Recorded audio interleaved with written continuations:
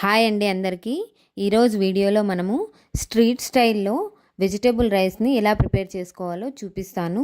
ఒకసారి ఇంట్లో ట్రై చేసి చూడండి, చాలా అంటే చాలా బాగుంటుంది. ముందుగా మేము ఆనియన్స్, పచ్చిమిర్చి, క్యాప్సికమ్, క్యాబేజ్, బీన్స్, క్యారెట్, ఆలు వెజిటేబుల్స్ అన్నిటిని తీసుకొని ఇలా కట్ చేసి పెట్టుకున్నామండి. తరువాత ఒక ప్యాన్ స్టవ్ మీద పెట్టుకొని ఆయిల్ వేసుకొని కొంచెం సేపు ఆయిల్ మరగనివ్వాలండి. ఈ ఆయిల్ మరిగిన తర్వాత అందులోకి మొదటగా ఆనియన్స్ వేసుకొని ఇలా ఒక 50% వరకు ఫ్రై చేసుకోవాలి.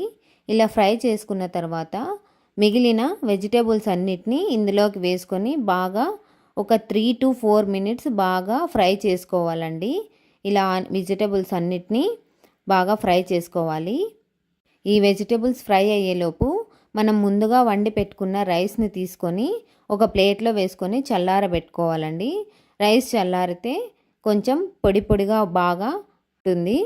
ఇలా ఫ్రై చేసుకున్న వెజిటేబుల్స్లోకి ఇలా రైస్ అంతా వేసి బాగా కలుపుకోవాలండి. ఈ వెజిటేబుల్స్ అంతా ఈ రైస్లోకి కలిసేటట్టు బాగా కలుపుకోవాలి. ఇలా కలుపుకున్న తర్వాత ఇందులోకి రుచికి సరిపడ్డ ఉప్పు వేసుకొని బాగా కలుపుకోవాలండి. కలుపుకున్న తర్వాత ఇందులోకి ముందుగా దంచి పెట్టుకున్న పెప్పర్ పౌడర్ని ఒక స్పూన్ వేసుకోవాలండి. వేసుకొని ఇందులోకి రుచికి సరిపడినంత కారం వేసుకోవాలి. మేమైతే 1.5 స్పూన్ వేసుకున్నామండి. కారం వేసుకొని బాగా కలుపుకోవాలి. ఇందులోకి ఒక స్పూన్ గరం మసాలా పౌడర్ వేసుకోవాలి. గరం మసాలా పౌడర్తో పాటు జీరా పౌడర్ని ఒక 1/2 స్పూన్ వేసుకోవాలండి. వేసుకొని ఈ పౌడర్స్ అంతా ఈ రైస్లో కలిసేటట్టు బాగా కలుపుకోవాలండి. అంతేనండి, ఎంతో టేస్టీగా ఉండే స్ట్రీట్ స్టైల్లో ఉండే వెజిటబుల్ ఫ్రైడ్ రైస్ రెడీ అయిపోయింది.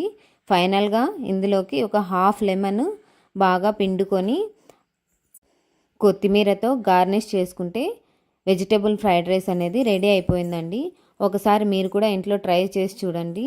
చాలా అంటే చాలా టేస్టీగా ఉంటుందండి. చాలా తక్కువ టైంలో సింపుల్గా అయిపోతుందండి ఈ రైస్ అనేది. ఈ వీడియో మీకు నచ్చినట్లయితే ప్లీజ్ లైక్ చేసి షేర్ చేసి నా ఛానల్ని సబ్స్క్రైబ్ చేసుకోండి. Thank you for watching this video.